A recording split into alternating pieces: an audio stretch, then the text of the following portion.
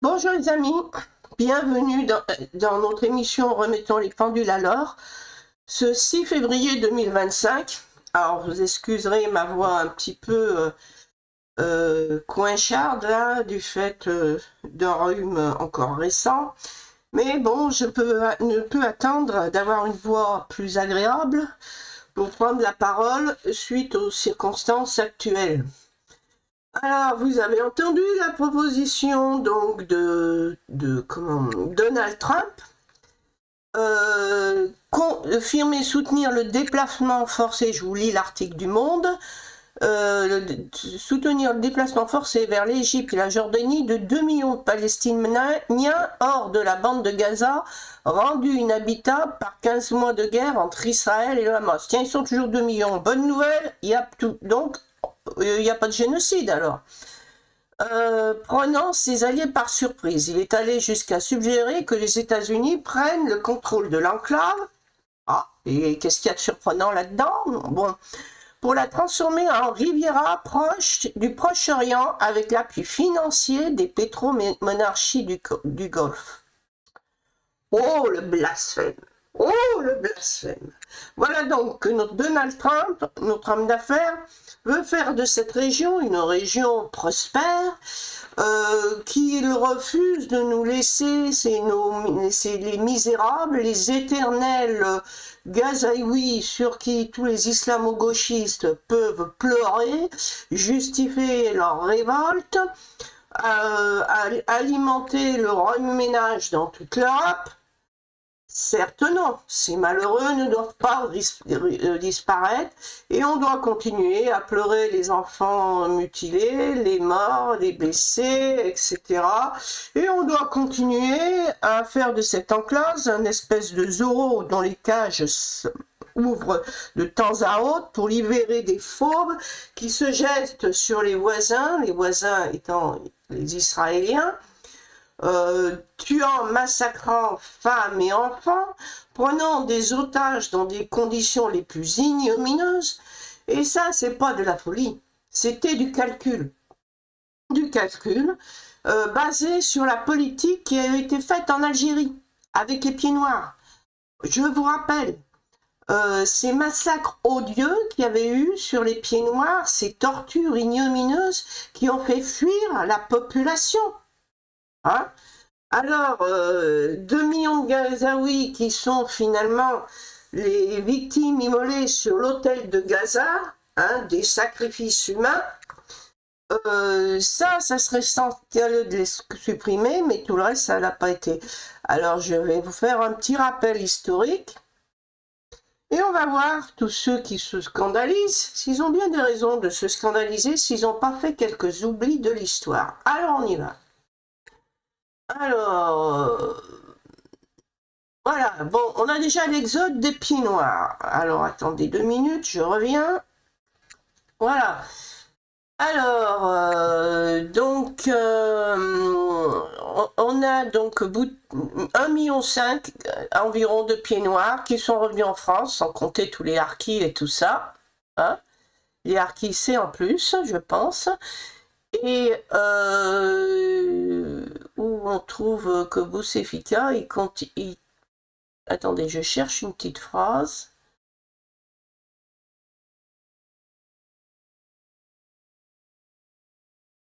Ah voilà. Ben Balla avouera 30 ans après l'indépendance qu'il ne pouvait concevoir une Algérie avec 1,5 million pieds noirs. Alors ces pieds noirs qui avaient construit l'Algérie, ceux-là n'avaient pas le droit d'y rester. Je vous rappelle, quel a été le motif au départ? Ça n'a pas été de la conquête des terres. Il y a d'abord eu le contrôle des côtes. Parce que, situation parallèle à Gaza, où peuvent accoster tous les terrorismes du monde, la Mecque du terrorisme, la Mecque qui envoyait les terroristes à faire l'attentat lors des Jeux Olympiques, la Mecque des terroristes qui a recueilli les réfugiés de l'OI, les moyens financiers de l'OI pour maintenir l'attaque du 7 octobre. Hein. Ceux-là, donc, ils ne doivent pas déménager. Mais par contre, un instant. Je suis vraiment désolée.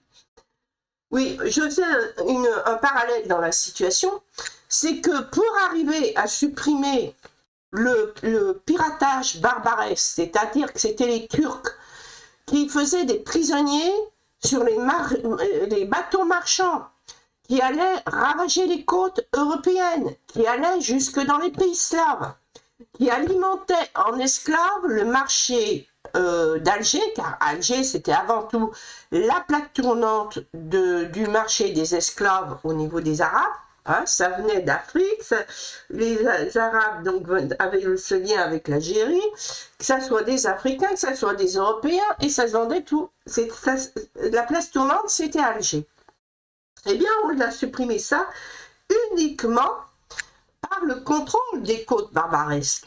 De la même manière qu'on arrêtera le terrorisme islamique que si on supprimait la Mecque du terrorisme.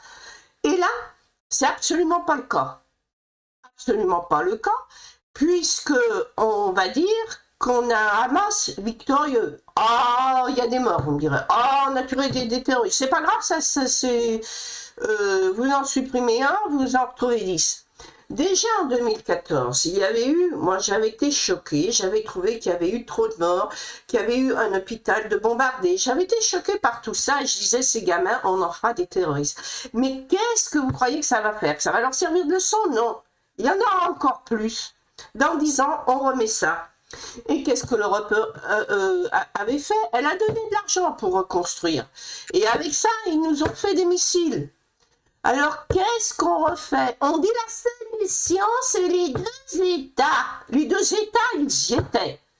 Vous aviez, justement, parce qu'en Cisjordanie, ça c'était un État fantôme, mais côté Gaza, vous l'aviez, votre État. Il avait le Hamas à sa tête, un pouvoir même dictatorial, mais qui avait été choisi, élu par les Gazaouis, ne l'oublions pas, qui a éliminé ses opposants. Ça n'a pas fait de vague, hein. Ce n'était pas un problème. Ça reste toujours les révolutionnaires sympathiques que tout le monde aime. Et donc, le Hamas, ah oui, mais si le Hamas, c'est la population qui l'a élu. Et je vous ferai remarquer, si vraiment tous ces tremblements, tous ces déménagements, ça les perturbait tant que ça, qu'ils n'avaient pas un sentiment de victoire, eh bien peut-être qu'il y aurait une pression qui serait faite sur le Hamas pour qu'il libère les otages en disant « Eh oh, on ne veut pas de Demoli ». Et c'est justement, s'ils ne récupéraient pas leur territoire, s'il y avait une population déplacée, que le Hamas pourrait dire avoir perdu. Là, il n'a pas perdu, il a gagné. Il a gagné. Parce que les combattants, il y en aura d'autres. Ils gardent toujours le contrôle sur Gaza. On n'élimine même pas. On a même, j'ai vu, la présidence palestinienne. D'où elle sort, celle-ci? Celui qui gouverne, c'est le Hamas. Alors, je ne sais pas ce que c'est ce présidence fantôme, mais bon, le Hamas, il gouverne toujours. Hein. Les otages, il y en a encore. Alors, est-ce que ce que disait Trump est si choquant? Est-ce qu'en supprimant cette population otage, en évitant, parce que ces gamins sont comme les jeunesses nazies, est-ce qu'on a ménagé l'Allemagne nazie? Non. Est-ce que l'Allemagne nazie était maître chez elle? Non. Il y a un moment donné où il faut qu'il y ait une prise en charge extérieure, parce qu'on en est à ce système-là. Les gamins sont endoctrinés dès qu'ils sont en âge de marcher là-bas. Il n'y a pas de Hamas, c'est le Hamas Gazoui. C'est bien plus simple, parce que ceux qui n'étaient pas d'accord, ils ont été éliminés. Alors on va faire un petit rappel, parce que les Turcs s'offusquent par exemple, mais il semble que les Turcs aient oublié certaines choses. On a déjà vu donc les pieds noirs, 1 500 000, et comment il s'appelle, le président de l'époque, il trouvait que s'il voulait son Algérie indépendante, il fallait d'après lui que cela disparaisse. Alors que si on avait eu bon, je reviens sur mon truc, je ne sais pas si vous m'entendez, si on avait eu une Algérie qui gardait sa population pied noir, elle aurait eu ses cadres, et on n'aurait pas eu une Algérie qui soit toujours dans la situation d'un couple qui divorce, et non seulement si la France, mettons,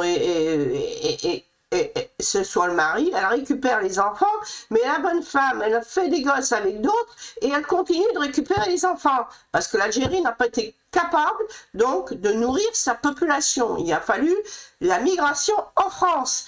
Et résultat de tout ça, eh bien, c'est plus l'Algérie française, mais ça a tendance à devenir la France algérienne. Et on trouve ça normal. Bon, alors on continue. Échange de population. Alors, voilà, donc vous pouvez lire l'échange de population de 1923 entre la Grèce et la Turquie, car je vous rappelle, les Arméniens, eux, c'était simple. On les a pas retrouvés comme c'est le cas des Palestiniens. Hein. Et quand il y a un génocide, c'est simple, la population disparaît, c'est ça. Eh bien, les Gazaouis sont toujours là quand même. Et les Arméniens, eux, ne l'étaient plus. Il y a eu quelques Arméniens qui ont ensuite remigré là, dans le nord de la Turquie. Autrement, il y en avait un peu dans toute la Turquie. Il y a eu, je crois, quelques dizaines de milliers d'Arméniens de Constantinople qui avaient été épargnés, mais qui vivaient, qui n'osaient plus sortir de chez eux, qui vivaient complètement enfermés. Alors, donc, l'échange de population de 1923 entre la Grèce et la Turquie. Donc là, pour l'avenir de la Turquie, il fallait qu'elle soit basée encore là sur le nationalisme qui était basé sur l'islam. Eh bien, on a eu 1 221 489 Grecs orthodoxes d'Asie mineure et des Thraces orientales, des Alpes pontiques et du Caucase, qui plutôt que d'être massacrés, donc ont été échangés contre 350 à 400 000 musulmans de Grèce. Et ces populations étaient vraiment des populations, que ce soit les Grecs de Turquie ou les musulmans de Grèce, c'était des gens qui étaient nés qui étaient là depuis plusieurs générations. Ce sont des expatriés, ce ne sont pas des gens qu'on a renvoyés chez eux, hein, ce n'étaient pas des migrants, ils étaient là depuis longtemps. D'ailleurs, pour ce qui est des Grecs, ils étaient même avant les Turcs, puisqu'on avait des colonies grecques, hein, je vous rappelle. Il datait d'avant de l'existence même de l'Empire romain, donc la colonisation grecque, c'est pas d'aujourd'hui. Bien, donc, et les Turcs, ça les choque. Ah bien, tiens. Pourtant, malgré tout ce qu'on peut dire, bien sûr c'est injuste, bien sûr ça a traumatisé des gens, bien sûr il y a des gens qui ont regretté leur domicile toute leur vie, mais ça valait mieux que les Arméniens massacrés. Et quel avenir propose-t-on? On propose que l'Europe, de nouveau, banco, 120 000 millions pour commencer, je crois déjà, peu importe. Moi, je dis, c'est pas un centime qui doit aller là-bas. Et lorsque Trump initialement disait qu'il reconstruisait pas sans refaire ça vraiment une place nette et tout, hein, qu'il n'y ait pas et que les Gazaouis, il fallait en partie plutôt, bon, je sais pas où ils voulaient les mettre. Moi, je dis leur place était en Cisjordanie. La Cisjordanie doit dépendre du roi de Jordanie. Et Gaza aurait dû être à Israël. Mais bon, je ne sais pas. Moi, la seule chose qui est importante, c'est que Gaza ne soit plus aux mains des Gazaouis Hamas. Voilà. Et alors, s'il n'y a pas d'Américains, si le Hamas est toujours en place, eh bien, le Hamas a gagné. Et les Américains, je ne vois pas pourquoi ils iraient se faire tuer là-bas pour faire la police. Bon, continuons donc avec notre histoire.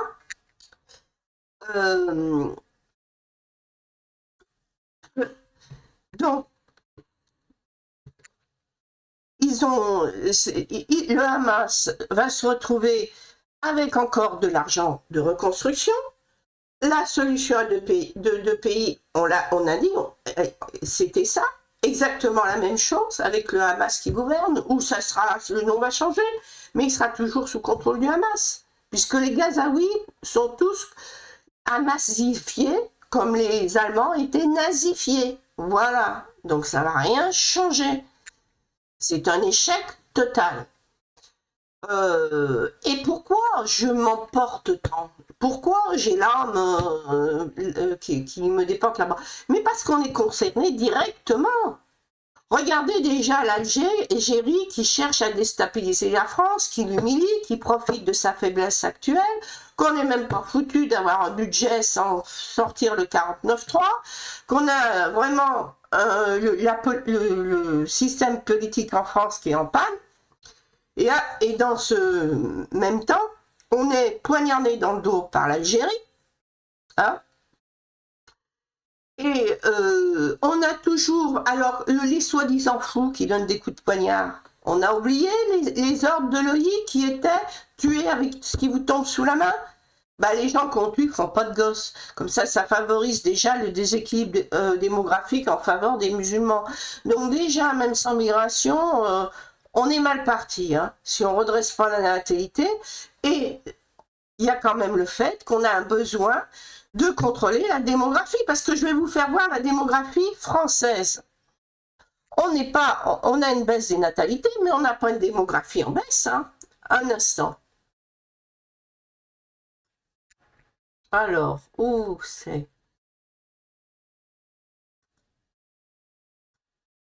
Alors voilà la courbe, hein. Alors, je vais me pencher.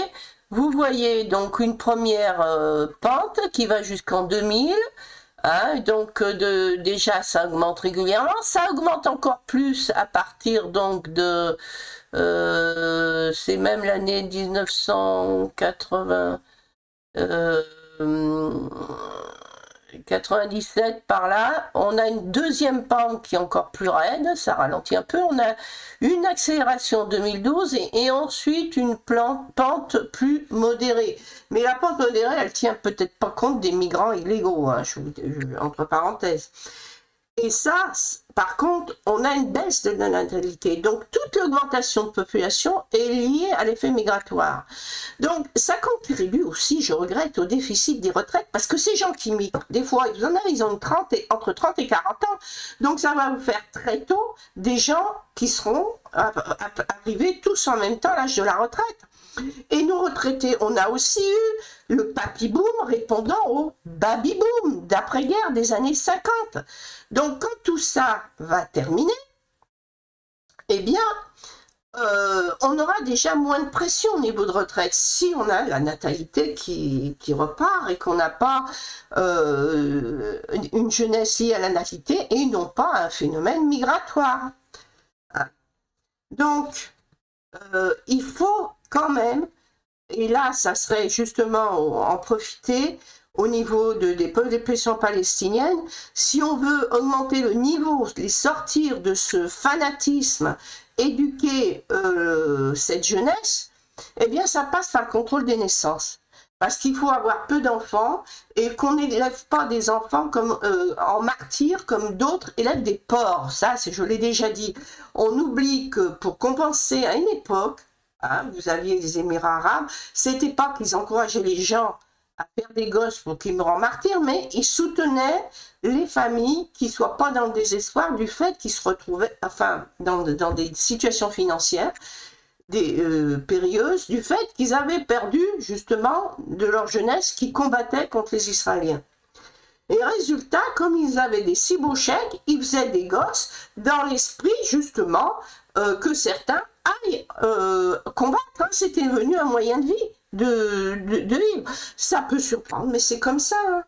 Quand vous admettez c'est comme en Russie, hein, pourquoi ils ont la paix sociale malgré qu'ils fassent la guerre?